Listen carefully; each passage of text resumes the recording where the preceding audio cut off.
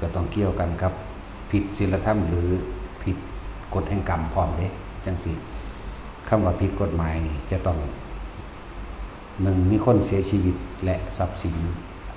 เสียชีวิตนี่คือเข้าไปฆ่าเขาทรัพย์สินเข้าไปโกงเอาหลอกลวงเขาเบียดเบียนเอาจังสิเสียชีวิตและทรัพย์สินจึงเรียกว่าผิดกฎหมายแล้วก็กฎหมายมันก็เอามาจากกฎแห่งกรรมนำนี่แหละมันจะเอามาจากใส่เป็นนั่นคือว่าเรื่องนี้ การที่เขาใส่คำว่าเขาเฮ็ดผิดกฎหมายแต่ว่าบ่มีผู้ใดเสียชีวิตบ่มีเสียทรัพย์สินนั่นเพียงแค่ว่าเป็นเรื่องที่เขาสร้างขึ้นมาว่าเป็นกฎหมายแบบนั้นแบบนี้หาคนเสียหายบ่ได้กฎหมายก็บ่ผิดหรือกฎแห่งกรรมก็บ่ผิดพร้อมนั่นแหละจังว่าจงรักษาสิ่งที่เฮาสร้างขึ้นมาที่มันเป็นของเฮาได้มาโดยสุจริตธรรมนะแต่เฮารักษาสิ่งที่เป็นของเฮาเอาไว้บ่ได้แล้วเฮาสิไปยืนที่ในหม่องใดในแผ่นดินโลกนี่ยืนบ่ได้อยู่บ่ได้แต่เฮาบ่รักษาสิ่งที่เป็นของเฮาเอาไว้ได้นะนั่นแหละที่เห็นข่าวต่างๆที่ว่าอันนั้นผิดกฎหมายอันนี้ผิดกฎหมายแต่ว่าถามถึงผู้เสียหายในชีวิตและทรัพย์สินบ่มีหรือว่าแบบนี้คือบ่อยากให้ทุกคนหลงไปตามเกมเขาจะคอยตามอย่าหลงตามคำว่าสิผิดกฎหมายต้องมีผู้ใดผู้หนึ่งเสียชีวิตและทรัพย์สินต้องมีผู้เสียหายนะฉะนั้นจงรักษาสิ่งที่เป็นของเฮาไว้ให้มันได้บ่ว่าสิเป็นสถานธรรมนะแต่พูดถึงเรื่องประเทศคือประเทศเดี๋ยวนี้ถ้าเฮาบ่ผิดศีลธรรมก็สัตว์เลยบ่ต้องไปย่านจากว่าเรา เฮาบ่ได้ไปลุกล้านให้เขาเสียชีวิตให้เขาเสียทรัพย์สินเพียงแต่เฮาปกป้องและป้องกันตัวเองจากการลุกลานของผู้อื่นนี่ถ้ามันบ่ผิดศีลธรรมดอกกฎหมายก็บ่ผิดดอก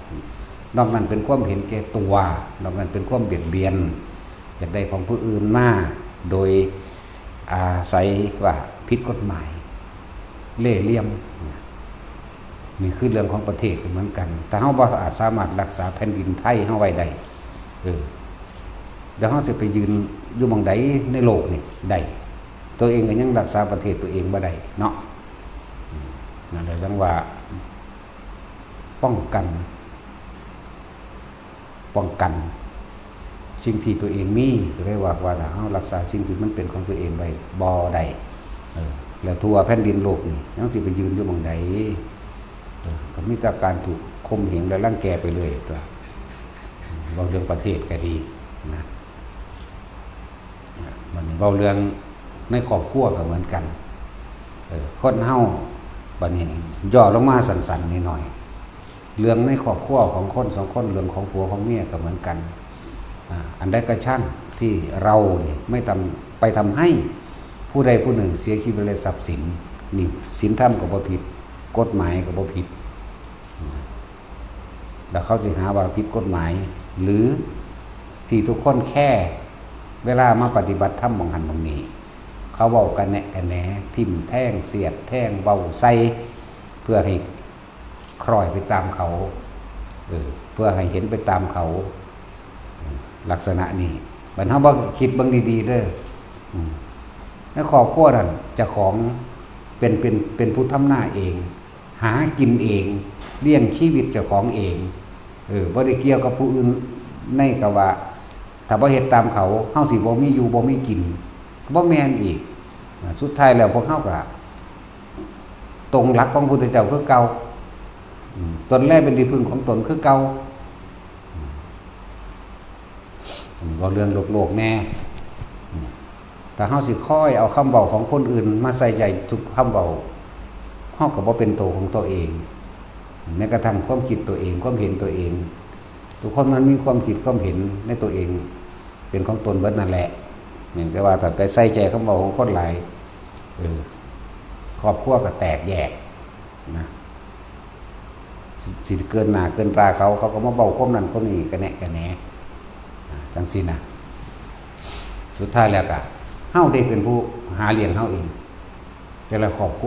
วเด้อสุดท้ายแล้วเฮาทำหน้าเองทำมันเองทำอ้อยเองหาอยู่หากินหาปูหาปลามาเองทำงานก็ทำงานมารับจ้างกับ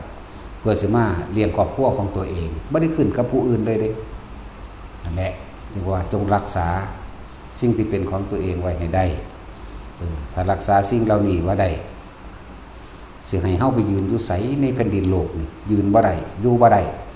เพราะว่ามีแต่สิยอมเขาทั้งที่เฮาบ่มีความผิดเหมือนกันล่ะกับเฮาที่สร้างสถานปฏิบัติธรรมแห่งนี้ขึ้นมาสิเว้าแต่เรื่องผิดกฎหมายได้ใส่เฮาบ่มีผู้ใดเสียหายชีวิตแต่ก็บ่มีผู้ใดเสียทรัพย์สินเลยสิเอากฎหมายมันได้มาเว้าเนาะว่าเฮาไปหลอกลวงซั่นบ่เคยไปขอกฐินผาป่ากับไผบ่เคยไปขอบริจาคน้ำบ้านกับไผเฮ็ดไปโดยลำพังของเจ้าของเองจังซี่ก็เรียกว่าผิดกฎหมายนั่นแหละว่าเฮาสร้างมันขึ้นมาได้ก็ต้องรักษาของเฮาให้มันไว้ได้สร้างสาธารณะที่มันเป็นประโยชน์โดยซ้ำเฮาสร้างมาโดยลำพังเฮาก็ดีเนาะนั่นแหละจังว่าหลายๆคนที่เขามาปฏิบัติทำอยู่ในนี้มาจากบ้านอื่นถิ่นอื่นคนบ้านนั่นแหละคนบ้านเจ้าของเองแหละก็สิเว้ากันแหน่กันแหน่ได้บัดนี้ตายแล้วมึงสิบ่เผาอยู่นี่บ่มึงแล่นไปจังหวัดอื่นบ้านเจ้าของก็มีแล่นไปหยังหมู่อื่นไม่ว่าซั่นส่วนมากเป็นจังซั่นแหละตายแล้วมึงอย่ามาเผานี่เด้อมึงผู้ใดสวดให้มึงเด้อสารเบิ่งดูบาดนี่สำหรับเฮาที่อยู่หม้องนี้นะก็ต้องมาสวดหยังให้ดอกสวดเอาเองแล้วตายแล้วก็บ่ได้คิดยากแล้วแต่แม่มึงสิเน่าอยู่ไสเขาบ่ได้ห่วงกังวลเรื่องการตายบ่แห้งหรอกเดี๋ยวแต่มันสิเป็นจังได๋ตัวตะกบตะเขียดมันก็จังเปื่อยไปเอาเองอยู่แม่เนาะมันสั่นตัวและบอกให้คนเข้าใจเรื่องตามความเป็นจริงความจริงเฮาเลี้ยงชีวิตตัวเฮาเองเฮาเฮ็ดหน้าเฮาไปรับจ้างเงินก็เป็นของเฮาเองมาซื้อกินเองบ่ได้ไปอาศัยของผู้ใดในลักษณะว่าเขาเว้าเสียดสีกันแหน่ทิ่มแท่งคนบ่หวังดีแล้วคนบ่เข้าถึงความจริงพวกภิกษุนักบวชบ้านๆก็คือกันเด้ที่บ่ปฏิบัติอิจฉาเขาเด้แต่ของบ่มีปัญญาเจ้าของบ่ฝึกบ่หัดบ่ปฏิบัติแต่เขาบ่เข้าวัดเจ้าของกันเอาบาปให้เขาได้บัดนี้แล้วก็หาตะเรื่องให้เขาว่าดูถูกประมาทกูว่าได้มาขอขมากูได้ว่าสั่นมึงตกนรกว่ากับเจ้าของตกนรกอยู่แล้วยับยืนให้เขาตกจังไดเนาะมันเป็นเจ้าของนรก นั่นแหละจังว่า ประเทศไทยเฮาสร้างขึ้นมาก็โดยลำพังตนเองแหละพ่อแม่ปู่ย่าตายายสร้างมาไว้บัดนี้เป็นรุ่นเฮาก็ต้องรักษาไว้ให้มันได้วัดก็เหมือนกันที่พวกเฮาสร้างมาโดยลำพังเฮาเองเฮาบ่ได้ไปหยังกับไผการบอกให้ท่านก็เป็นตามธรรมดาอยู่แล้วบ่ได้บังคับให้ท่านการบอกบอกให้เสียสละบอกมันบ่มีการกำหนดอีกบอกก็บอกไปธรรมดาล่ะให้ท่านรักษาศีลภาวนาเด้อแน่บ่มีการไปหาเลี่ยไล่ตามห้างร้านบริษัทใดๆทั้งสิ้นบ่มีการไปหาเลี่ยไล่ตามหมู่บ้านใดๆทั้งสิ้นนี่แหมมันเป็นตาภูมิใจว่าซั่นเนาะเฮาสร้างขึ้นมาได้โดยลำพังแห่งศรัทธาโดยตัวเฮาเองผู้อื่นที่เขามารวมนำเขาก็ศรัทธาวิถีแนวทางและการกระทำของเฮาเองเด้บ่ได้ไปบังคับบ่ได้มีม่านยาบ่ได้ไปสาไถหยังกับไผเฮ็ดกระสร้างบ่เฮ็ดกระสร้างของเฮาเฮ็ดมาแตะโตเฮาเองแล้วตอนเฮาคิดสิบวชเฮาก็คิดขึ้นมาโดยลำพังเฮาเองตอนเฮาไปฝึกหัดปฏิบัติภาวนาน้ำปลาน้ำดงโดยลำพังเฮาเองไผมันมาฮู้ไปเห็นน้ำเฮาเลยนี่ มันมาเป็นห่วงว่าผิดกฎหมายน้ำเฮาไผมันมากันแหน่เฮาได้แน่นั่นแล้วเฮาบ่ได้ไปเฮ็ดให้ผู้ใดเสียหายชีวิตและทรัพย์สินศีลธรรมก็บ่ผิดกฎแห่งกรรมก็บ่ผิดสิไปเอาเว้าเรื่องผิดกฎหมายไว้ทางใดเนาะเฮาฝึกตนเองมาโดยลำพังโตเฮาเอง20-30 ปีนั่นแล้วตอนยังสั่นนั่นแหละจึงบอกว่าให้แต่ละคนบัดนี้ประเทศเฮาอาศัยคนหมู่มากรักษาไว้ครอบครัวเฮาก็อาศัยคนในครอบครัวนั่นแหละรักษาไว้จะไปแค่แต่คำบอกผู้อื่นหลายวันนี้ใจของเฮาความคิดของเฮาก็ต้องรักษาเองโดยตัวเฮาเองย่นเข้ามาเหลือเฉพาะตนจิตเฮาแท้ๆสิผู้ใดมารักษาให้เข้าใจว่าล่ะท่านแล้วจากบักใหญ่จากโลกมาเป็นเรื่องของประเทศหรือจ้างเป็นเรื่องครอบครัวแล้วก็มาเป็นเรื่องส่วนตัวนั่นแหละคำเว้าพุทธเจ้าเป็นสัจจะเป็นความจริงตนแรกเป็นที่พึ่งของตนอยู่แล้วไผสิมารักษาเฮาแต่เฮาบ่รักษาตัวเองไหมเนาะนั่นแล้วเฮาบ่ได้มีความหวังว่าผู้ใดผู้หนึ่งสิมาเฮ็ดให้เฮาสุขเฮาทุกข์ได้เด้บ่ได้มีความหวังว่าไผสิมาให้ความยุติธรรมกับเฮาเด้เฮาต้องสร้างมันขึ้นมาเองแม้บางอย่างก็ต้องใส่กำลังก็ต้องใส่เด้นั่นแล้วอย่ามีตาแบบโง่ๆเด้เหตุการณ์บางอย่างก็ต้องอาศัยกำลังแต่ทำเท่าที่จำเป็นเนี่ยเราทำเพื่อปกป้องตัวเองและทำแล้วเราก็ทำเท่าที่จำเป็นคำสอนพระพุทธเจ้ามีอยู่เด้อถ้าจิว่าเขาผิดก็เลยสอนผิดก็เลยนั่นว่าอ่านเพิ่นก็สร้างเฮาว่าโดยลำพังเฮาก็ได้นี่ล่ะสร้างมาเองนี่บ่เคยไปเบียดเบียนรังแกข่มเหงบ่เคยไปเลี่ยไล่กับไผบ่มีบอกซ่องกฐินผ้าป่าเด้อมื้อนั้นมื้อนี้บ่มีมีแต่ว่าไปสิมาทำบุญตักบาตรเทโวเด้อก็มาบ่มาก็สร้างแหน่วันที่1ของทุกปี1มกราของทุกปีผ้าป่าโบราณเด้อบ่ต้องไปรวมบ่ต้องไปว่าเป็นเจ้าภาพใหญ่จังสั่นจังซี่บ่ได้เกี่ยวผู้ใดมีผ้าผืนนึงผ้าเช็ดหน้าผืนเดียวก็ได้เป็นเจ้าภาพผ้าป่าล่ะแน่มันสิไปใส่จังซี่ก็กฐินฮอดบ่ทันได้ว่าซ้ำบ่ทันได้สิเอาซ้ำแล้วนั่นแหละจังว่ามั่นใจในสิ่งที่พวกเฮาเฮ็ดนี่คือว่าเฮาบ่เคยไปทำลายเบียดเบียนให้ผู้ใดผู้หนึ่งเสียชีวิตก็ผิดศีลธรรมบ่แห้งแล้วมันก็ไปหาผิดกฎหมายและทรัพย์สินนี่ก็ผิดศีลธรรมอีกแล้วแล้วก็มันก็ไปทางหาผิดกฎหมายแต่ถ้ามันบ่ได้ผิดศีลธรรมเราเฮ็ดไปเลยนะเห็นหลายๆมองที่เขาทำทาเขาไปขอตรวจสอบวัดอย่างโน้นอย่างนี้ได้มายังไงโฉนดที่ดินอันนั้นอันนี้ถ้าบ่มาบำเพ็ญสาธารณประโยชน์นะกุศล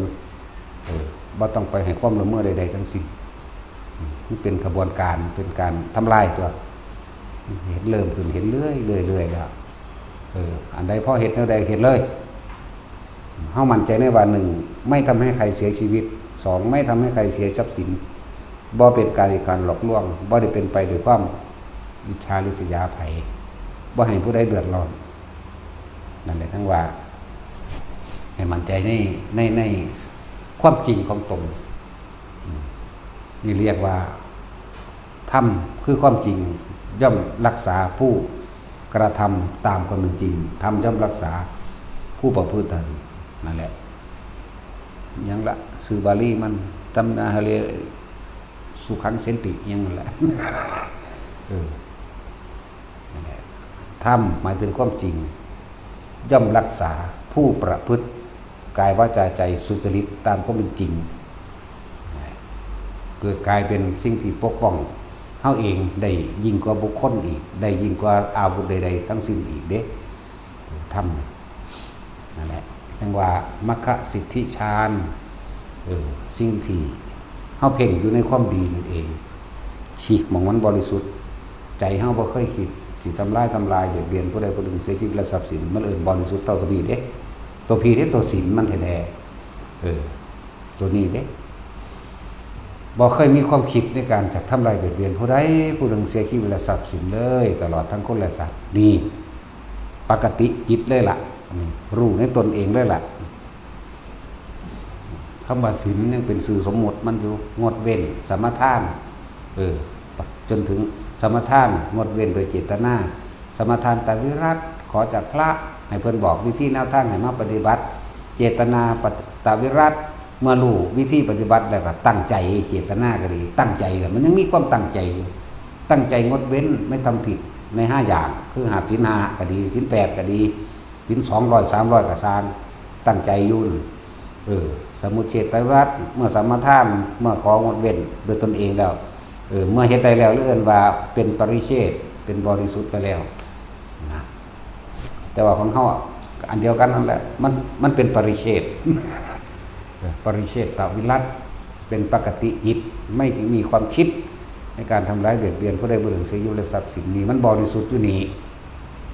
ความบริสุทธิ์อะไรทั้งว่าเฮาจงปกป้องและรักษาสิ่งที่เป็นของเฮาเอาไว้ให้ได้แต่ว่าบอกว่าเป็นของเฮามันกับคนมันบอกมันฟังภาษาโลกเพราะภาษาธรรมบ่เข้าใจต้องบอกภาษาโลกนั่นแหละรักษาไว้แต่จิตแล้วก็จะว่าในสิ่งที่เฮากระทำใดๆมานี่เพื่อสงเคราะห์โลกอย่างเดียวนี่ว่าหลักได้นั่นได้นี่มาสงเคราะห์โลกสงเคราะห์ชนทั้งหลายคนทั้งหลายสัตว์ทั้งหลายนั่นเองบ่มีเก็บดอกมีแต่ไปอย่างเดียวมีแต่ออกอันใดเฮามีพ่อช่วยเหลือแบ่งปันซึ่งกันและกันเฮาก็ช่วยเหลือแบ่งปัน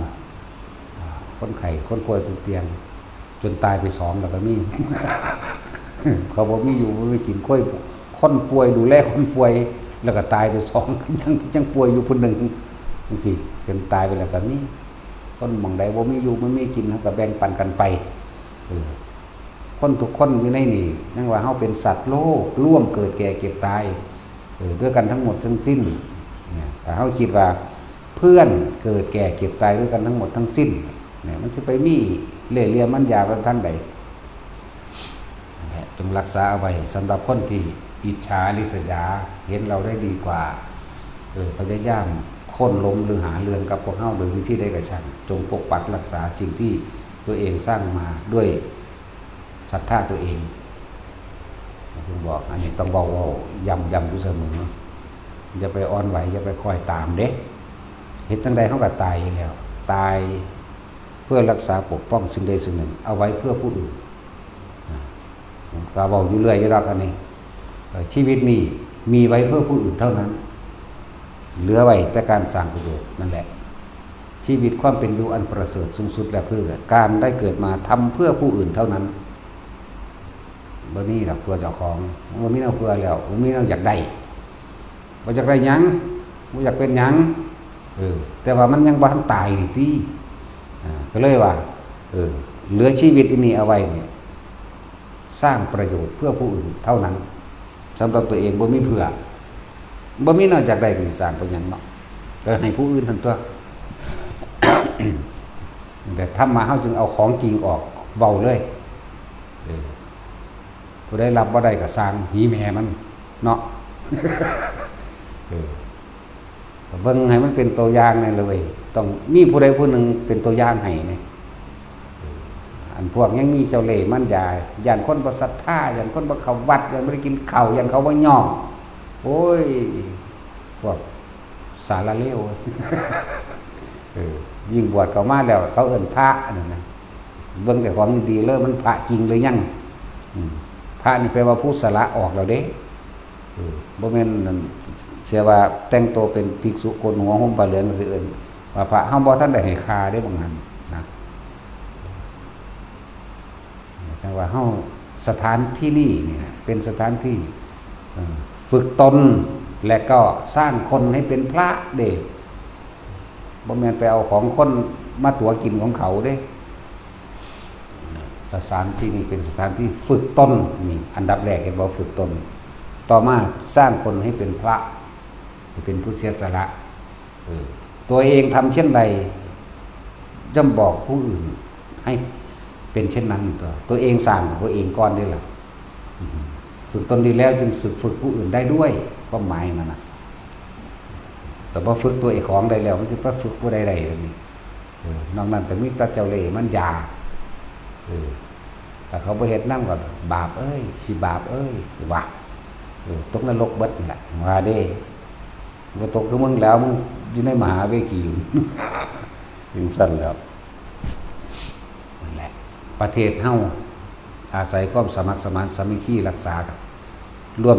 100 ล้านดวงใจนี่ให้เป็นหนึ่งเดียวเพื่อรักษาสิ่งที่ตัวเองมีอยู่คือประเทศต่อมาครอบครัวเฮาในระหว่างผัวเมีย2 คนนะครับ2ดวงใจนี้รวมกันเป็นหนึ่งเดียวรักษาสิ่งที่ตัวเองมีอยู่ต่อมาคนเดียวให้รักษาจิตของตนถ้าตนไม่รักษาจิตของตนแล้วใครจะเป็นผู้มารักษาให้กับเรานั่นย่นลงมาอยู่ในหลักของคำว่าอัตถิอัตโนนาโถทั้งหมดที่บอกมาแต่คนเห็นแก่ตัวกับเห็นแก่ตัวบ่มีแผ่นดินสิอยู่เด้อสิบอกให้ถึงเวลาประเทศมีภัยก็ต้องร่วมใจสมัครสมานสามัคคีใน70 ล้านหรือ100 ล้านดวงใจนี่ก็ช่างต้องร่วมเป็นหนึ่งเดียวเพื่อรักษาปกป้องแผ่นดินของตัวเองเอาไว้ให้อยู่ในเมื่ออีกสุว่าระหว่างคนพาลกับคนดีมันต่างกันแต่เด้ในเมื่ออีกผู้หนึ่งบ่มีศีลธรรมสิเอามันไว้เฮ็ดหยังเนาะกูไปเป็นในแม่กูนำแมงมือเดียวหมดจบหมดเลยก็ได้นั่นเนาะคือว่าแบบว่าเพราะมีผลประโยชน์เข้าไปปะปนจะพูดถึงจิตใจประชาชน99%คนแล้วบอกเมียนรวดคือเรื่องที่เขาลบกันอยู่เดี๋ยวนี้เนาะเอาขึ้นรถไปหยังแม่นบ่ล่ะเอาขึ้นเบิดหันก็ได้ตัวมันแม่นของเขาเด้นั่นน่ะนั่นแหละเสียดายเลือดเนื้อบรรพบุรุษสร้างไว้พูนไหลมาตั้งพระนเรศวรพุ่นเด้พระนเรศวรพระเจ้าตากสร้างไว้เบิดเด้นั่น1 2 3 4 5เพิ่นก็รักษาว่าตอนนี้กำลังเข้าสู่บ่ได้กับปั่นเขาในจักน้อย สู่เขาบ่ได้แต่ถึงเวลาที่เฮาเอาได้แล้วเฮาคือเบาขึ้นนอนะโอ้ยมันกูฟาดแมงตายเบิดเลยป่านนี้ มื้อเดียวจบสัตว์เบิดเลยเติมบ่ลงไปหั่นสิเอาทหารน้อยๆไปรบเฮ็ดหยังลูกบักใหญ่มีอยู่แม่เนาะสัตว์แมงโลดโอ้มีบ่ได้กล้าแบบนี้เด้เนาะ เขาสิว่าเสียภาพพจน์เป็นพระไม่สอนวิปัสสนาเอาเนาะเสนอหาแมงเมียนแมงบ่มีแผ่นดินสิอยู่มึงจะไปสอนมึงได้ดอกนี้เนาะบ่มีแผ่นดินสิอยู่มึงจะไปนั่นไดมีรู้ว่ามีก็เอากับของเด้นั่นแหละถ้าเว้าถึงประชาชนหาปืนผู้ละกระบอกไปยิงเขาเองโดดนะเขาบ่กล้าเฮ็ดกันเลย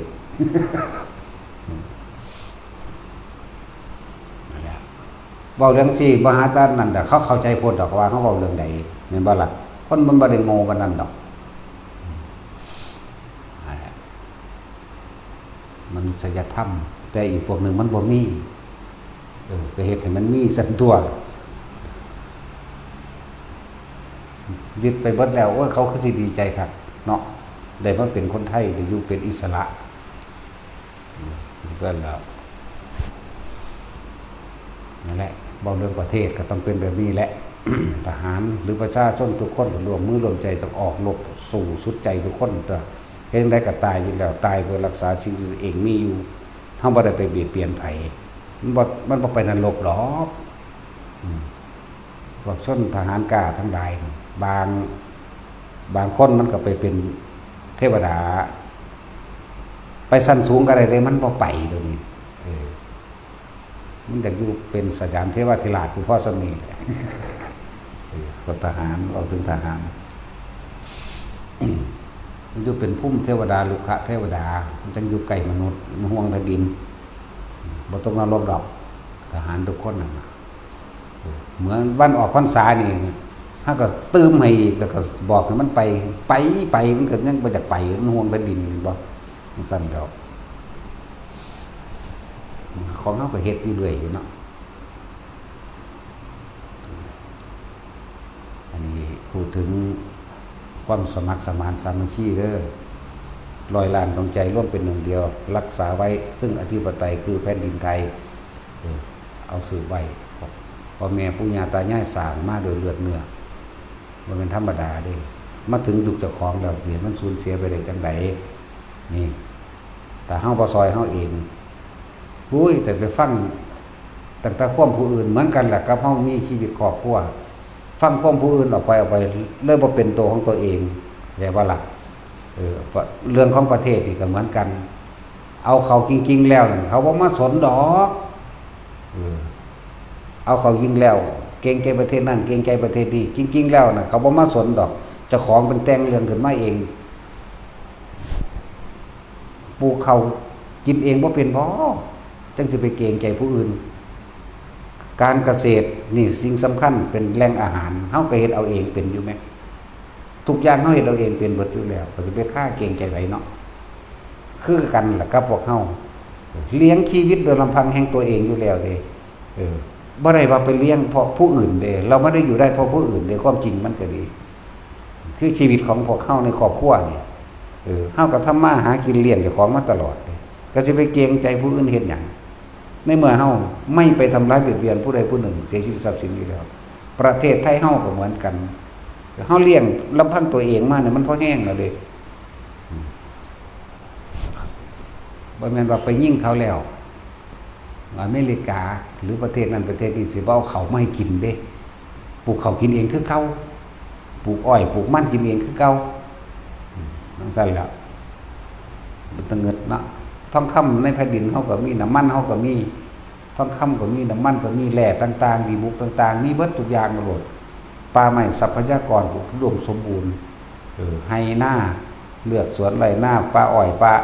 ส่วนอย่างนี้ครบเบิดทุกอย่างมันจะไปเกรงใจอีหยังกับประเทศนั้นประเทศนี้ปานว่ามันมาหาเนื้ออยู่เนื้อกินมันหาเข่าให้เฮากินบ่เอามาเพิ่มมันเป็นหยังที่จริงมันเป็นของไทยอยู่แล้วเขาเจ้าตากอยู่บางเด้ตัดข้อแมงเบิดเนาะตัดสินแล้วศูนย์พอแห้งก็ได้อันก็ได้แต่เล่าอันนั่นอยู่เล่าศูนย์คักแล้วเลยลูกหลานกูเป็นแมงยังแล้วก็สิดาวอยู่พอแห้งเด้เนาะโคตรพ่อโคตรแมงเอ้ยก็นำไปอีกสักกูอยู่บางเด้กูถึงเมียนแมงเบิดถึงว่าเด้เนาะมันสั่นแล้วปลูกเขากินเองก็ได้ปลูกมันสับปะหลังเห็ดผงชูรสกินเองก็ได้เห็ดแป้งก็ได้โรงงานอ้อยกับของก็มีสวนอ้อยเจ้าของก็มีผลิตน้ำตาลเองก็ได้กาแฟก็มีปลากระป๋อง3 แม่ครัวก็เยอะบ่ว่าสิเป็นประเภทอาหารส่งออกนอกเยอะแยะโอ้มันจะเป็นค่าแมงอย่างดอกคนบ่มีคุณธรรมศีลธรรมเมียนสันติแล้วเขาสิได้มีชีวิตสุขสบายแน่พวกกัน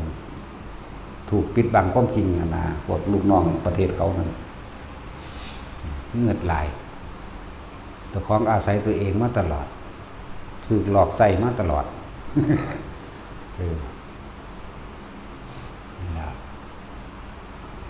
เรื่องประเทศกับว่าต่างกันกับเรื่องครอบครัวดอกเด้อเรื่องประเทศก็เหมือนกันเฮาเฮ็ดกินเองเลี้ยงเจ้าของเองมาได้ตลอดเรื่องครอบครัวก็เหมือนกันเฮาก็เลี้ยงเจ้าของเองในครอบครัวเจ้าของเองมาโดยตลอดอยู่แล้วแม่จะไปแค่ไปหยังในเมื่อหนึ่งนี่เฮามีอยู่แล้วความจริงที่พวกเฮาเฮ็ดอยู่ศีลธรรมคุณธรรมเฮาบ่เคยไปทำลายเบียดเบียนผู้ใดผู้หนึ่งเสียหรือทรัพย์สินนี่แม่เฮาได้ไปลุกล้านเฮาบ่ได้ไปข่มเหง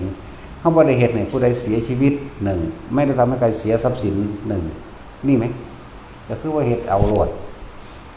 จังล่ะในครอบครัวก็เหมือนกันนะแต่ไปฆ่าเกรงใจตะคนอยู่หั่นเขาบ่ได้มาเฮ็ดหน้าให้กินแต่เรื่องครอบครัวก็ดีเขาบ่ได้มาหาปลาให้กินเขาบ่ได้มาตำแก้วพริกปลาแดกหาหน่อไม้ให้กินเฮาต่างหากเป็นผู้หาอยู่หากินเอาเองนี่เรื่องครอบครัวบัดนี้หันเข้ามาเรื่องสุดท้ายคือเรื่องของตัวเองบ่มีผู้ใดคิดแทนเฮาได้เฮาย่อมคิดของเฮาเองบ่มีผู้ใดบังคับความคิดให้เจ็บปวดได้เฮาเป็นผู้คิดเอาเองตัดสินใจเอาเองทุกสิ่งทุกอย่างขึ้นอยู่กับตนนั่นเห็นบ่นี่เรื่องใหญ่เรื่องน้อยแล้วก็มาเรื่องสุดท้าย คือเรื่องใจของตัวของเองใจเฮาก็เหมือนกันบ่มีผู้ใดมารักษาใจเฮาได้นอกจากเฮาได้ต้องรักษาใจเฮาเองนั่นแหละเรื่องวัดว่าอารามก็เหมือนกันเห็นรัฐบาลทั้งใดจะมาสร้างให้ดอกบ่เห็นว่าหน่วยงานนั่นหน่วยงานนี่กรมที่ดินใดจะมาสร้างให้ดอกมันแต่มาทำลายเฮาแหละเนาะจังได้ก็ตายนาเนาะ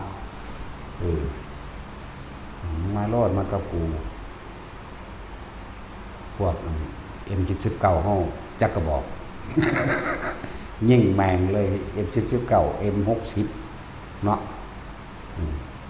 RPG บาซูก้าเรียงไว้เนาะตัดสินแต่ว่าที่ขาดบ่ได้คือยางสติ๊กยิ่งหมาเด้อผู้ใดก็ดีเห็นบ่เขาออกข่าวมานั่นโรคพิษสุนัขบ้าแมวพิษสุแมวบ้าเอาพวกเจ้าเอาเข้าข้างๆรถพวกเจ้าจะตายยิ่งให้มันออกไปอยู่ทั้งนอกพูนเขาเฮาก็เอาไปกองไว้ทั้งนอกอยู่แล้วมันก็ไปกินทั้งนอกตัวเขาออกข่าวมาตาย8-9 คนแล้วนั่นน่ะพิษแมวบ้าโรคพิษสุนัขบ้าอันเกิดจากแมวก็มีอาจเกิดจากหมาก็มีมันบวกกันได้บ่นี่หนักกว่าเก่าอีกเอากัดพ่อตะเลินเข้าไปแล้วสามารถเป็นโรคอันนั้นก็ตายได้เว้ยนั่นแหละถ้ากันไรเนี่ยยันตะบาปหลายไล่มันออกไปพูนเฮาบ่ได้คิดว่าเฮาสิฆ่ามันเด้พูนมันก็ไปอยู่ของมันเองดอกถ้าเฮาบ่ดูบ่ดันนี้แล้วเขาเฮาก็กองเอาไว้ตามเงาไม้มันเขาก็ไปอยู่กินของเขาเองดอกมันอยู่ออกห่างๆคนแน่เมื่อมันอยู่ในนี่แล้วมันก็เกิดกลายเป็นว่ามันเป็นเจ้าของวัดเป็นเจ้าของกุฏลังนั่นจากว่าล่ะใช่แล้วพากันไปออกแน่โอ้ยย่านบาปโอ้ยล่างทำมันบ่ผิดกฎหมายสั่งโล่งขุนนั่นแหละขุนหมาเนาะตัดสินตั้งงัวขุนก็ยังมีกับหมาขุนมันก็สิบ่มีบ่ได้มีบ่ได้มีห้ามว่าให้ห้ามตะพระอันได้บ่ให้กินหมาอันผู้อื่นบ่ได้ห้ามเด้ล่ะงูมันก็เป็นอาหารใดเบิดได้ล่ะเสือเดือนเสือโคร่งเสือดาวหมาหรือช้างงูหมามื้อนี้ก็เป็นอาหารคนได้อยู่ได้ล่ะแต่บ่ได้เป็นอาหารพระซื้อพระมันไว้กินของดิบมันนี่มันก็ไว้กินเพิ่นย่านพยาธิโรคพยาธิอาหารดิบมันสิมีโปรตีนและสารกำลังและฮอร์โมนได้เร็วเพิ่นจึงให้พระเฮ็ดสุกซะก่อนจึงกินเรียกว่ากัปปิยะพาให้เกิดอาการที่สมควรซะก่อนขาเสื้ออันใดอันหนึ่งที่มันไปเพิ่มฮอร์โมนให้พระมีกำลังเพิ่นเลยบ่ให้กินของดิบเด้นั่นแหละสาเหตุที่บ่ให้กินของดิบเกิดพยาธิพร้อมก็เกิดกำลังหลายกว่าพร้อมคนกินดิบหรือคนแห้งๆเด้เนาะแต่สิเพราะฉะนั้นกว่าจะบอกบ่ค่อยมากก็กินก้อยนี่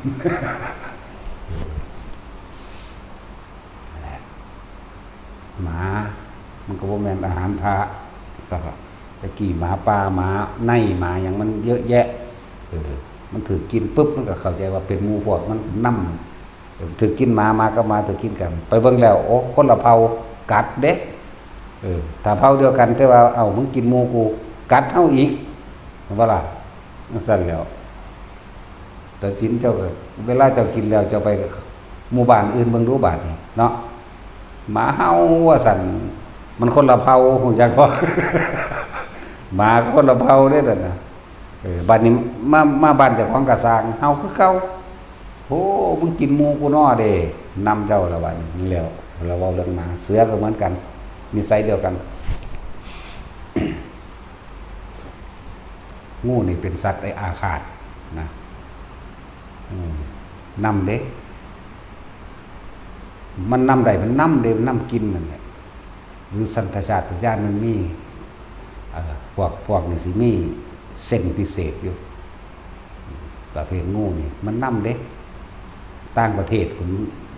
มันก็นำเด้แต่มันไปได้นะธรรมดา สัตว์อาฆาตพวกนี้สร้างก็เหมือนกันมีกำลังกล้าแต่ไปกินมันก็เอาแล้ว มนุษย์ที่เพิ่นก็บ่ให้กิน พระปุณณะนี่เสี่ยงที่สุดเพราะว่าเพิ่นไปเผยแผ่ธรรมะในเขตชนเผ่าที่กินคนแต่ว่าพระปุณณะจริงๆกับพระปุณณะ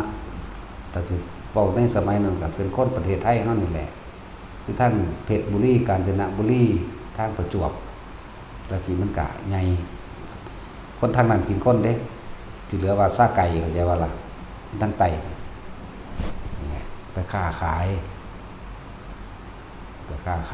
พูดละเลยไปได้ศรัทธาจากนะก็เลยบวชแล้วมื้อนึงก็เลยป่วยนั่งนั่นก็เลยปาด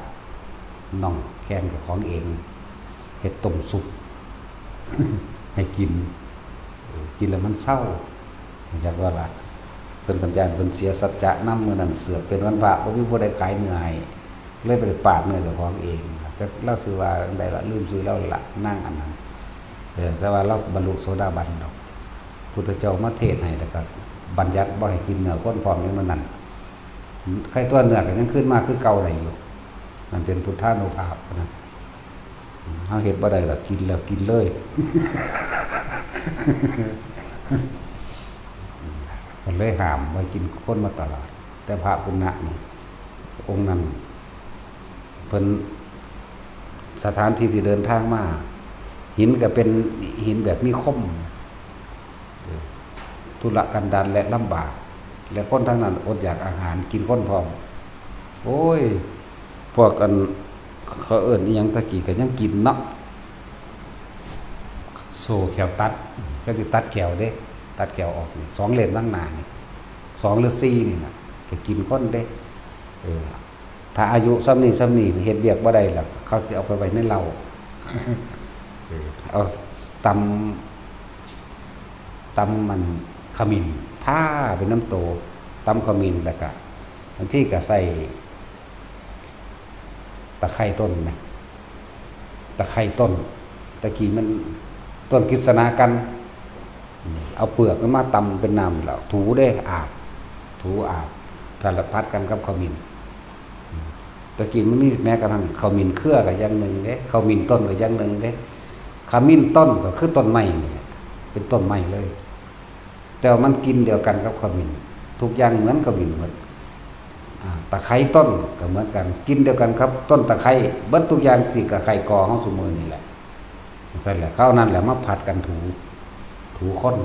พ่อกับแม่เขานั่นแหละปู่ย่าตายายเขาเองมันเป็นประเภทนี้เด้ธรรมดาเด้เราขังไว้ในเรา7 มื้อพ่อน่ะก็เอามาขากินปั่นพูดกันเมื่อเฮาแปลวพยติดว่าปั่นพูดใส่ข้าวเขียวซะอย่างตัดสินบ่เพิ่นพ่อขาทิ่มแล้วบ่เราคือสิบ่ปานใดว่าเพราะว่ามันมีขาเสื้ออยู่ในตัวเราอยู่แล้วเรากินเหล้าดูหลายมันขาเสื้อไปในตัวพยติดเอาพยติดหน้าเอา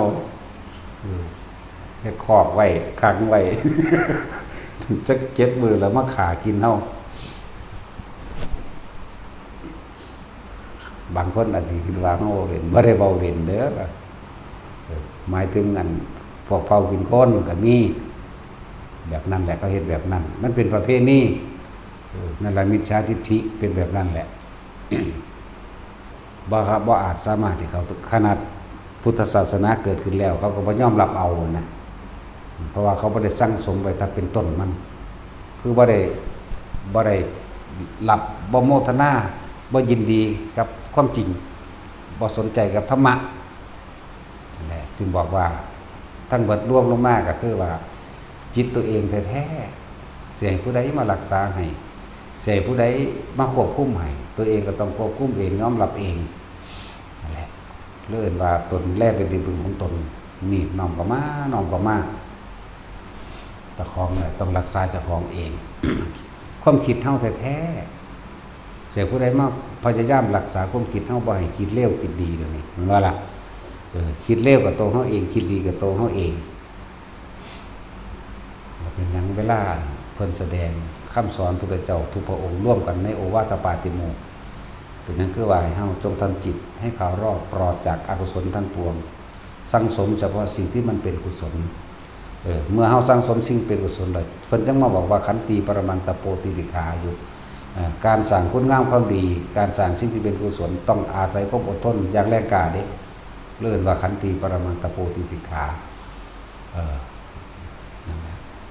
ต้องอดทนบ่คือการทำชั่วเด้การทำชั่วนี่ง่ายๆ แต่ว่าการทำดีนี่ยากเพิ่นเลยให้พวกเฮาเฝ้าเพียรพยายามอดทนในการทำความดีนะนี่แหละเนาะสัพพปะปัสสะอาการนังกุตระสุปสัมปทานิสจิตตะปริทัปนังเอตังพุทธานัสสาสนังนี่เป็นคำสั่งสอนของพระพุทธเจ้าทุกพระองค์เด้ขันติปรมังตโปติวิขานิพพานังปรมังวัตันติวะทันยูเนี่ยนิพพานังจนถึงพระนิพพานได้บ่เด้ว่าธรรมดาเด้นหิปภะชิตูปโรปคาติสมโนโหตินี่เป็นผู้เข้าถึงความสงบระงับเป็นสมณะปาลังวิหีทยันโตนี่สัพพปาปัสสะนี่บอกอักลังกุตระสู้กับสัมปทานอะไรไป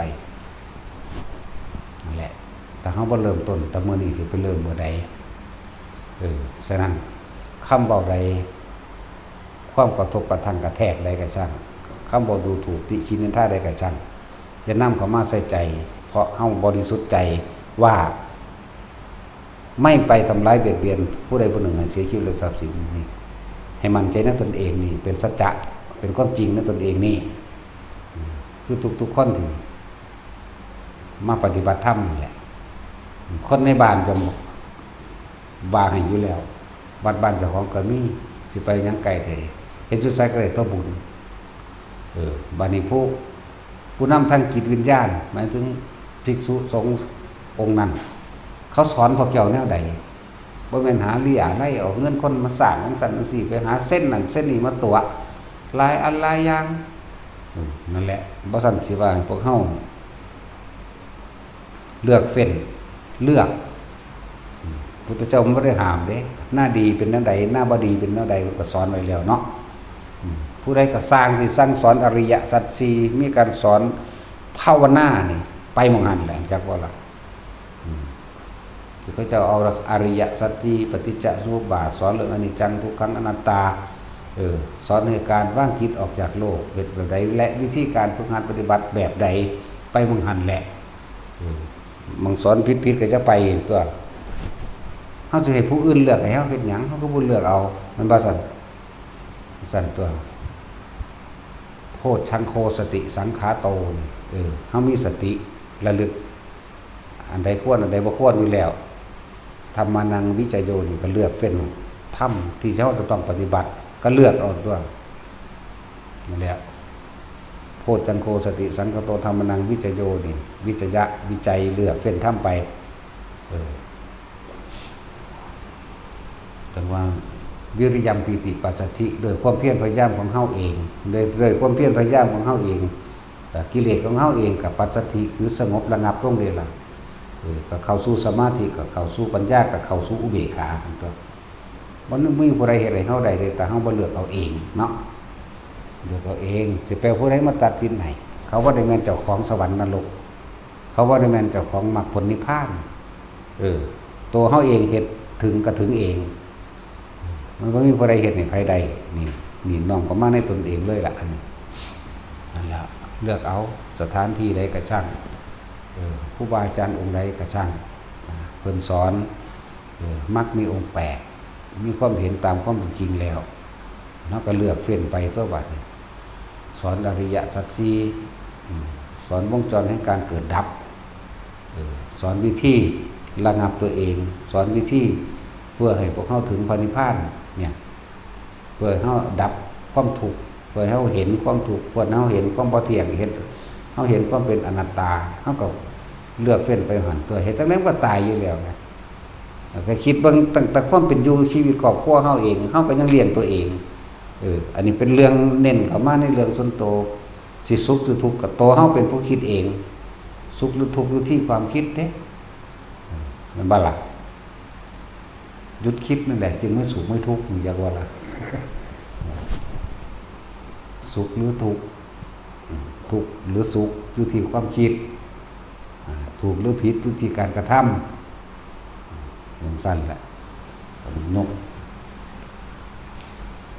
ยกถ้ำขอใดขอหนึ่งขึ้นมากฝึกหัดปฏิบัติตนเองก็มีผู้ใดไม่ยกให้แต่ของบ่เลือกเองที่ฟังคนเบานี่เลยนี่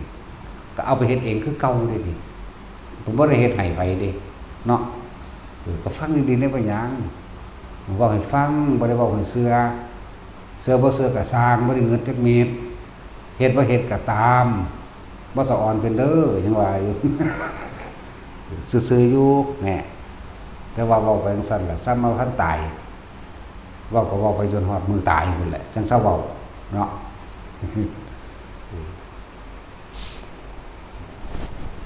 ทุกอย่างเฮ็ดแล้วเป็นของเฮาเด้สิ่งใดที่ออกจากจิตเจตนาที่เฮาเฮ็ดไปนั่นแหละเป็นของเฮา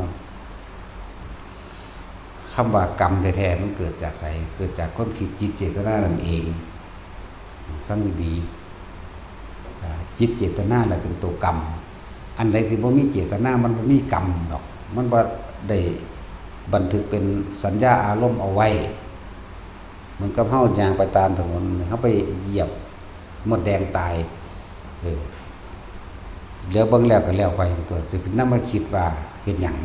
ก็มันบ่ได้ตั้งใจมันบ่ได้เจตนานั่นแหละ หลายอย่างว่าก็ว่าถ้าพื้นฐานอยู่คือเก่านะถ้าว่ามันสุดได้ก็ว่าอยู่ซุมื้อแหละว่าเนาะว่าถ้าเรื่องนิพพานแล้วมันเครียด ว่าเรื่องคนพลาดเนี่ยก็ให้เนาะตัดสินเฮาเฮามันแบบพลาดอยู่เด้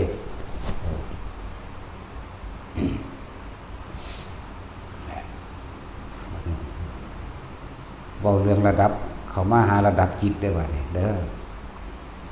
หลายคนบ่ทันเข้าใจอยู่จิตคิดจิตเกิดจิตไม่คิดจิตไม่เกิดในความคิดนึกปรุงแต่งเรื่องใดคำว่าเฮามาฝึกสมาธิแปลว่าจิตตั้งมั่นตั้งตรงไหนสมาธิสติหรือการระลึกรู้หรือความรู้สึกตัวนี่ตั้งอยู่ตรงไหนตั้งอยู่ตรงฐานเฮาสร้างฐานมันซะก่อนเพิ่นเอิ้นว่ากรรมฐานกรรมะก็แปลว่าการกระทำอยู่ฐานที่ตั้งแห่งการกระทำเฮาเอามาตั้งไว้หน้าผากเฮาเป็นอันดับต้นซะก่อนเป็นวิธีการเพื่อจะฝึกตัวเองเพื่อให้เห็นความคิดเจ้าของเพื่อเห็นความคิดเจ้าของอันดับต้นแรกก็ยังบอกอยู่ว่ามันมีอยู่2ระดับ2ขจักก็ว่าที่ให้ฝึกตนเองเมื่อจิตตั้งมั่นจะตั้งมั่นโดยลมหายใจกระชั่งคือยังมีอยู่ในความรู้สึกแห่งกายอยู่จะตั้งมั่นโดยจุดอุณาโลมหรือความรู้สึกโตนิ่มน่วงกลางหัวกระชั่งกลางโหลกกระชั่งแต่เฮาจับจุดตัวนี้ได้จับจุดตัวนี้ได้หนึ่งความรู้สึกในกายณจุดใดจุดหนึ่งแห่งกายนะแต่วิธีสอนเฮาเอาไว้นี่เอาไว้หน้าผากแต่เข้าใจคำว่าความคิดมันอยู่ตั้งหากความรู้สึกมันอยู่ตั้งหากนี่แยกเราได้บัดนี่เห็นว่าแยกกายแยกจิตอย่าหนีออกจากความรู้สึกในเรื่องแห่งกายแห่งตนอยู่นี่ถ้าผู้ใดเข้าใจดีแล้วความคิดไปความรู้สึกก็เกิดอยู่ปล่อยอย่าห้ามอย่าห้ามความคิดปล่อยมันไปเลยมันจะคิดเรื่องใดปัญญาแทรกซ้อนเข้าไปอีกความคิดนี่ก็ไม่ใช่เราเห็นบ่นี่ความคิดว่าเป็นของเฮาแล้วความคิดนี่ก็ว่าเที่ยงบ่จีรังยืนไม่คิดอยู่เฉพาะเรื่องเดียวเห็นความเกิดดับเลิศเห็นความเกิดดับของความคิดบ่จีรังยืนความคิดบ่เที่ยงถ้าเมื่อไหร่กำลังเฮาบ่ตั้งมั่นเฮาจะไปคิดน้ำมันความรู้สึกนี่สิออกมาจากวันนี้ความรู้สึกในเลื่อนกายเฮาสิออกเลื่อนไปมีอารมณ์อยู่อื่นเกิดความรู้สึกพอใจและไม่พอใจความรู้สึกของตรงนี้เป็นความรู้สึกแห่งอุเบกขาเด้เป็นความรู้สึกอุเบกขาเป็นความรู้สึกที่บ่มีเจตนาในสิ่งที่มันคิดแล้วนั่นแหละ บอกอีกศัพท์หนึ่งสิเปรียบเทียบอีกอย่างหนึ่งตาเฮามีหน้าที่เห็นเฮาสิไปทางใดก็ช่างต้นไม้ต้นข้อต้นกุงต้นจิกต้นกล้วยคนสัตว์สิ่งของเฮาเห็นเบิดตาเฮานี่มันมีหน้าที่เห็นเลยแต่ในสิ่งที่เห็นบ่นะเฮาบ่นำก็มาคิดนี่อารมณ์ความรู้สึกเกิดได้บ่เกิดบ่ได้หูเฮามีหน้าที่ได้ยินจมูกเฮามีหน้าที่ได้กินลิ้นเฮามีหน้าที่รสชาติอาหารกายมีหน้าที่สัมผัสกระทบรู้สึกเจ็บแสบปวดร้อนหนาวแต่ว่าทั้งเบิดนี่ขึ้นอยู่กับจิตถ้าบ่คิดแล้วมันเกิดหยังขึ้นบ่ได้เลยพ่อเข้าใจบ่นี่แต่ผู้ใดว่างจิตเป็นกลางใดนี่ขึ้นว่าอื่นผู้ใดว่างจิตเป็นกลางใดผู้นั้นสิพ้นจากทุกข์ภัยทั้งปวงตานี่เห็นคนสูงคนต่ำคนดำคนขาวผู้ยิ่งผู้ชายหมูหมากาไก่ต้นมงต้นไม้เห็นรถเห็นเรือยังก็ว่าไปเห็นสีฝ่าเห็นฝนตกเห็นยังก็เห็นไปแต่ว่าเฮาบ่นำเข้ามาคิดจักอย่างน่ะความทุกข์ความสุขเกิดบ่ได้เด้ความพอใจและบ่พอใจนั่นแหละมันเกิดบ่ได้เพราะว่าเฮาบ่นำเข้ามาคิดแต่ผู้ใดว่างจิตลักษณะนี้ได้ก็เป็นอันว่าพ้นผ่านละมีเท่านี้นึงเด้อะไรจังว่าถ้าเฮาสินำทุกอย่างที่เห็นที่ได้ยินมาคิดเป็นบ้าเบิดนั่นแหละจึงมีการฝึกบัดนี้เอื่นว่าจิตเห็นจิตจิตเห็นจิตเป็นมรรคผลอันเกิดจากจิตเห็นจิตดับตัวเด้นั่นดับตัวมันบ่มีความรู้สึกที่ไปพอใจและบ่พอใจกับสิ่งที่เฮาเห็นหูได้ยินจมูกได้กินก็คือได้กินสัญญาอารมณ์มันก็รู้อยู่แล้วมันว่าหอมว่าเหม็นเนี่ยมันก็มีอยู่แค่นั้นนึงตาเฮาก็เห็นอยู่แล้วว่าเขียวว่าเหลืองแน่ถ้าว่านั้นมาคิดมันก็แค่นั้นมันจบแล้วเด้นั่นหูเฮาได้ยินเพลงนั้นเพลงนี้หรือเขาด่ากันก็ซั่นหมาเฮาก็ตามเปลี่ยนป้างยิงกันมาก็ซั่นเฮาบ่คิดมันก็เกิดขึ้นบ่ได้เด้ล่ะจังหวะนี้วิธีฝึกนั่นแหละฝึกไปเรื่อยย่ำเฮาขี่รถไปตามถนนหนทางสายไฟเฮาก็เห็นเสาไฟเฮาก็เห็นงัวควายตามข้างถนนเฮาก็เห็นคนหน่อยคนสูงคนต่ำคนดำคนขาวตำรวจนักเรียนหรือหยังก็ซั่นเฮาก็เห็นแต่ว่าเฮาบ่นำเข้ามาคิดมันเกิดได้อยู่บ่ตรงนี้เกิดบ่ได้มันบ่มีอารมณ์จิตบ่มีหม่องตั้งแต่ว่าเห็นอยู่รู้จักว่าล่ะถ้าจิตไม่มีที่ตั้งถ้ามันบ่มีที่ตั้งคำว่ามีที่ตั้งคือนำสิ่งที่เห็นนั้นมาคิดเรียกว่านำสิ่งที่เห็นมาคิดนั่นแหละมันตั้งแล้วเมื่อคิดแล้วย่อมก่อเกิดอารมณ์เมื่อเกิดอารมณ์พอใจแล้วไม่พอใจพบย่อมเกิดขึ้นแล้วพบเกิดแล้วแต่ตายตอนนั้นปุ๊บก็ไปตามนั่นแหละไปตามอารมณ์นั่นแหละชาติชรามรณะก็เกิดต่อไปครับเกิดแล้วก็มีแต่แก่เก็บตายถึงตัวบัดนี้นั่นแหละเอิ้นว่าชาติชรามรณะหูก็เหมือนกันเทียบเอาเลยเว้ยตาหูจมูกลิ้นกายรูปรสกลิ่นเสียงสัมผัสทางกายนี่ตาหูจมูกลิ้นกายนี่สัมผัสนี่รูปรสกลิ่นเสียงบัดนี้ถ้าเฮาบ่นำจักอย่างเข้ามาคิดเลยความรู้สึกพอใจแล้วบ่พอใจมันเกิดได้บ่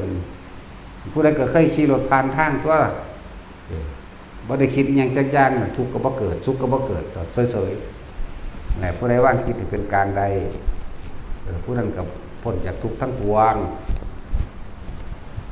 มีผ้าเลยแล้วดับความอยากเลยไหมดับความอยากบ่มีความอยากแล้วก็นิพพานเป็นตัวคนไหมเนาะอันแล้วมันก็บ่เกิดเป็นตัวนั่นแล้วแต่ว่าบ่เป็นตาง่ายแท้นะว่าโอ้ยก็บ่แม่นความอยากเนาะ มันยากเพราะว่ามันไปคิดเอาดิติคิดเอาต้องอย่างนั้นอย่างนั้นอย่างนั้นนะว่างทั้งเบิดจากสิ่งที่ตาหูจมูกลิ้นกายเห็นกระทบสัมผัสรู้สึกแล้วก็เอาความรู้สึกตัวเองมาไว้ในตัวเองแล้วเบิ่งรู้ทำไปเรื่อยๆเวลามันว่างนั้นนั่งเป็นเอาเองแบบเฮาบ่ได้เป็นผู้ว่างเด้ าบ่ได้คิดว่าเฮาว่างเด้เฮาบ่ได้คิดว่าเฮาว่างเฮาบ่ได้คิดว่าเฮาปล่อยว่างเฮาบ่ได้คิดว่าเฮาตัดนั่นตัดนี่เด้เป็นเพราะเฮาบ่คิดนั่นเองมันตัดเข้าใจบ่นี่ตัดบ่ได้ตัดนี่คือมันบ่ได้คิดเด้มันเห็นซื่อๆหูได้ยินซื่อๆแต่ว่าล่ะอีแววมึงเข้าใจบ่ได้อีห่านี่หรือมึงคือบ่ว่างสมชายหรือสมชายบ่ว่างมึงกูยันไปเท่านั้นแหละนะสมชายอย่างกับพี่พ่อบวชเลยนะไม่ต้องห่วงเอาอย่ารีบจะรีบไปไหนเหือนสมชายก็เลยตั้งใจแล้วจะรีบไปไหนอยู่ซะรีบไปตายแล้วราคาก็ไว้จักว่านั่นแหละเฮาเห็นแต่ละคนเฮาบ่คิดอิหยังกับไผเลยนั่นแหละมันว่างแล้วเพราะว่าเฮาบ่นำเข้ามาคิดถ้านำเข้ามาคิดก็แสดงว่าจิตมีที่ตั้งก็ไปตั้งกับผู้นั้นแหละตั้งกับผู้เฮากำลังคิดเป็นตาสร้างแท้นี่ตั้งแต่ละมันเดี๋ยวเบิ่งว่าคนนี้โอ้อีนั่นคือสิลายแต่ว่าเตะเสะอยู่ลูกขึ้นหนังทองอูดหูดอยู่ย่างกับเพ่งตั้งสินั่นแหละอารมณ์มันเกิดนั่นแหละมันเกิดจากว่าเกิดแบบนั้นแหละแต่เขาก็เห็นอยู่ว่าเขาเป็นนั่งใดก็ซื่อๆอยู่กับว่าน้ำเขาไม่คิดแต่ก็แล้วเลยล่ะจิโกไม่มองตังมันก็ดับประเด็นเขาบ่ได้เป็นผู้ไปดับเขาบ่ได้เป็นผู้ไปปล่อยว่างเพียงแต่ว่าเขาบ่นำสิ่งที่ตาเขาเห็นมาคิดซื่อๆมันจบประเด็นอย่างเงี้ยจะคิดหลักการสันนี่อยากได้อย่างดีอย่างนี้จะเป็นเท่านั้นแหละงามมันก็รู้ว่างามอยู่เด้ล่ะขี้ลายมันก็รู้ว่าขี้ลายอยู่แล้วนั่นแหละมันสั้นแล้วแต่ละคนสำนึกสำเนียงไว้รอดเฮ็ดจังได๋ก็สร้างเฮานี่เดินทางเข้าสู่ความตายทั้งหมดเฮ็ดจังได๋เฮาสิให้จิตดวงนี้มันตายไปจากความอยากได้อยากดีอยากมีอยากเป็นจังได๋แต่เฮ็ดบ่เป็นก็เฮ็ดในลมหายใจนั่นแหละอยู่กับลมเข้าลมออกลมออกลมเข้ามันคิดได้ก็ปล่อยมันคิดไปแต่ในมีความรู้สึกตัวอยู่แล้วความรู้สึกตัวนั้นยังเป็นอุเบกขาเวทนาอยู่แต่ว่าตัวปัญญามันจะแทรกซ้อนเข้าไปในสังขารุปเปกขญาณหรือเห็นความเกิดดับแล้วก็บ่เข้าไปถือเอามันนั่งสิเป็นของมันดอกเข้าไปถือหรือบ่เข้าไปถือนั่นน่ะเป็นแต่คำบอกคือซื้อได้ว่าบ่เข้าไปถือที่จริงมันบ่ถือหรอกผู้ว่างจริงๆบ่ได้ว่างจังว่าล่ะมันบ่คิดโอ้ยากอยู่เด้อันโตนั่นเนาะความคิดเห็นความคิดนี่ยากเนาะจริงบ่ยากดอกมันเป็นศัพท์เป็นตะเบายากซื่อเพราะว่าเฮาไปกลุ่มแปรมันให้กระสร้างทำความรู้สึกตัวอยู่กับลมหายใจหนึ่งให้อยู่ทำความรู้สึกอยู่กับความรู้สึกอันเป็นอาการนิ่มๆหน่วงๆตรงหน้าผากกระชังหัวกระชังหรืออิ่มปราบปลื้มยังกระชังในร่างกายของเราเองแต่เขายังมีความรู้สึกอยู่แค่นี้ตาเห็นหูได้ยินจมูกได้กินลิ้นได้รสกายกระทบสัมผัสแต่ว่ามันบ่คิดบ่นึกออกไปความรู้สึกอยู่เพียงแค่อยู่ในกายมันเดิมมันดับแล้วนี่คำบอกว่ามันดับแล้วคำว่ามันดับแล้วคือเฮาบ่คิดนั่นเองนั่นแล้วง่ายได้บาดนี่เนาะแต่ว่าอย่าหนีออกจากความรู้สึกในกายเด้อเฮ็ดอยู่กับมันบางคนอุณาโลมบ่ขึ้นปิติบ่ขึ้นแต่อารมณ์เลยเป็นไปบ่ได้ดอกว่าสิแบบใดก็ช่างย่อมมีอาการปิติในแบบ5อย่างเกิดขึ้นแน่นอนบางเกิดแต่ละอันแต่ละอย่างแต่ละบุคคลเพราะองค์แห่งชาติต้องผ่านสิ่งเหล่านี้อยู่แล้วต้องมีปิติอย่างใดอย่างหนึ่งเกิดขึ้นอยู่แล้วพระอรหันต์สุขวิปัสสกะเพิ่นก็ยังมีอาการปิติเป็นเครื่องเป็นตัวเป็นเลื่อนแห่งกายเลื่อนแห่งใจเพิ่นเป็นวิหารธรรมเพิ่นมันนี่นั่นแหละจังว่าเฮาใส่วิธีแบบสมาธิมืดตาสมาธิสมถะลืมตาเพื่อให้เกิดจิตตั้งมั่น แบบมื่นตาก็เลยสร้างความรู้สึกตัวไว้นี่ไว้กลางหน้าผากนี่จิตหนึ่งก็ว่าสมาธิก็ว่าจิตตั้งมั่นก็ว่ารู้สึกตัวทั่วพร้อมก็ว่าอันนี้บัดนี้เอาง่ายๆคนที่เฮ็ดเป็นแล้วนี่มีมันน่วงอยู่กลางหน้าผากแค่นั้นแหละใช้ได้แล้วบ่ต้องไปเพิ่มเติมหยังกับมันอีกบ่ต้องไปคิดหาหยังอีกบ่ต้องได้เอาเข้าบ่ต้องเอาออกทำอยู่กับความรู้สึกตัวนั่นแหละมันสิเป็นเอาเองดอกต่อไปนั่นแล้วคิดมันตั้งมั่นแล้วก็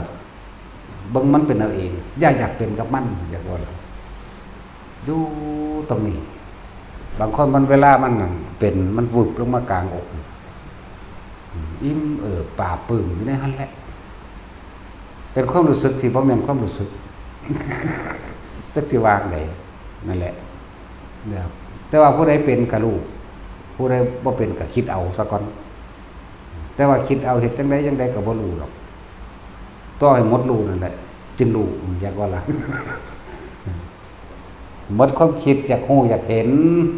เบิดรู้คือเอาคำผู้นั้นเอาคำผู้นี้อันนั้นอันนี้มาเปรียบว่าที่ยากเบิดรู้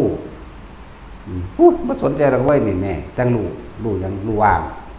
รู้ความว่างถ้าบ่มองจังซี่แล้วอย่าเครียดเนาะอย่าเครียดทำจิตให้ตั้งมั่นหรือทำความรู้สึกตัวอยู่ในกลางหน้าผากบางทีมันเกิดเป็นหัวก็ให้รู้สึกตัวในหัวเด้อมันมาอยู่กลางอกก็อยู่ในอกมันเป็นเนื้อกระตุกอยู่ตามร่างกายจุดต่างๆกับจังมันก็ให้รู้สึกตัวอยู่ซื่อๆนั่นแหละแต่ว่าโดยส่วนมากถ้าเฮาฝึกไปแล้วมันสิมาอยู่กลางหน้าผากนี่บางทีก็เคลื่อนขึ้นบนหัวมีความคือจังมันหัดหัวเฮานี่ก็รู้ว่ามันหัดไปซื่อๆอย่าไปปรุงแต่งหยังกับมันก็รู้ว่าสั้นๆซื่อๆบางทีมันเนิบหน้าบนหัวที่มันขนลุกสู้ซ่าเป็นไปบ่ตนก็รู้ซื่อๆว่าจะไปคิดปรุงแต่งหยังกับมันรู้อยู่หั่นแหละมันจะเคลื่อนไปเคลื่อนมาทางใดก็รู้ได้ความรู้สึกโตอยู่แบบนั้นแต่ปัญญาค่อยแทรกอีหยังก็สร้างบ่เที่ยงบ่แท้แน่นอนจักอย่างมันบ่แทรกอยู่จังซั่นนี่ปัญญาแห่งที่สุดแห่งปัญญาก็คือความเห็นอนิจจังอนัตตาเท่านั้นแหละอันอื่นๆมันเป็นแค่เครื่องประกอบแล้วก็ความปล่อยความว่างบ่เข้าไปถือมั่นในสิ่งทั้งหลายทั้งปวงที่มันเกิดขึ้นมันดับไปซื่อเด้ตอนนี้นึงเด้เห็นตามความว่าเป็นจริงคำว่าวิปัสสนาเห็นตามความเป็นจริงว่าอันนี้เกิดแล้วมันก็ดับดอกบ่มีหยังแซ่อยู่จังซั่นดอกเห็นอนิจจังอนัตตานั่นแหละแล้วก็บ่มีความเข้าไปถือเอาคำว่าบ่เข้าไปถือเอาในสิ่งทั้งหลายทั้งปวงก็คือบ่นำเข้ามาคิดนั่นแหละเข้าใจว่าหลับก็แค่บ่นำมาคิดนี่เอานี่คนรู้เว้อก็รู้นั่นนี่ก็รู้สึกโตนั่นแหละบ่แม่นคิดหยังนั่นแล้วรู้อยู่แค่นี้นึงเด้คือจังก็ว่าสิ่งทั้งหลายทั้งปวงมีความเกิดขึ้นเป็นธรรมดามีความเกิดดับเป็นธรรมดานี่นะอนิจจาวัฏสังขาราอุปทาวัฏธรรมิโนอุปชิตวานิรุจันตินี่มั้ยเตสังบูปสุโมสุโขนี่มั้ยสิ่งทั้งหลายทั้งปวงนี่มีความเกิดขึ้นเป็นธรรมดาเคลื่อนที่และเปลี่ยนแปลงเป็นธรรมดานะคำว่าอนิจจาวัฏสังขาราเคลื่อนที่เปลี่ยนแปลงหมุนวนวัฏฏะก็ดีมีเขาบอกอุปทวานี่หมายถึงเกิดขึ้นจะทำมิโนเกิดขึ้นตั้งอยู่ดับไปนั่นแหละเป็นธรรมดาความไม่นำสิ่งทั้งหลายทั้งปวงที่เกิดขึ้นตั้งอยู่นำเข้ามาคิดนะครับเป็นความระงับดับสังขารเข้าใจบ่ความที่เขาไม่นำสิ่งทั้งหลายที่เกิดขึ้นในเฮาเองนะเข้ามาคิดนั่นแหละเป็นวิธีระงับดับสังขารเป็นสุขอย่างยิ่งความบ่นำเข้ามาคิดได้เลยจากคนลูกกะลูกหรือที่เฮาฝึกไว้นี่นิ่มนวลอยู่หัวกะลูกเนิบนาบกลางหัวกะลูกเข้ากลางสมองกะลูกลงหน้าอกกะลูกแต่ว่าพอนำสิ่งที่มันเกิดขึ้นนี่แหมเข้ามาคิดแล้วมันดับสังขารแล้วเด้ล่ะมันดับความคิดมันหยุดคิดแล้วเด้ล่ะมันก็เป็นสุขอย่างยิ่งนะครับอันแล้วนี่ทรัพย์อีกนึงก็ว่าสัพเพธัมมานารังอภินิเวสายะก็นี่เอิ้นว่าสิ่งทั้งหลายทั้งปวงก็ได้เหมือนกันนี่ที่มันเปลี่ยนมาอีกเอิ้นว่าสิ่งทั้งหลายทั้งปวง เออความเกิดขึ้นธรรมดาความดับเป็นธรรมดาอันเราไม่ควรเข้าบ่ควรเอาของมายึดมันถือมันจริงทั้งหลายทั้งปวงมีความเกิดธรรมดามีความดับเป็นธรรมดาอันบุคคลทั้งหลายไม่ควรเข้าไปยึดมันถือมันคือนํเขามาคิดอยากให้มันเป็นนั่นเองจะเป็นแบบนั้นจะเป็นแบบนี้นี่แหละนั่นแล้วถ้าเฮาบ่นำมาคิดหยังเลยมันก็เสยไปเองนะฟังเข้าใจอยู่ดอกแต่ว่าเฮ็ดยากเนาะมันยากกว่าหยังมันคิดเอาถ้ามันบ่คิดมันก็บ่ยากมันยากเพราะว่าคิดแต่คิดแล้วบ่ยากเข้าใจว่าล่ะมีสมองคือตาสินนี่หรือบ่มีสมองคิดออกบ่แล้วเนาะถ้าคิดแล้วมันยากถ้าบ่อยากยากก็อย่าคิดเนาะเอาสมาทาน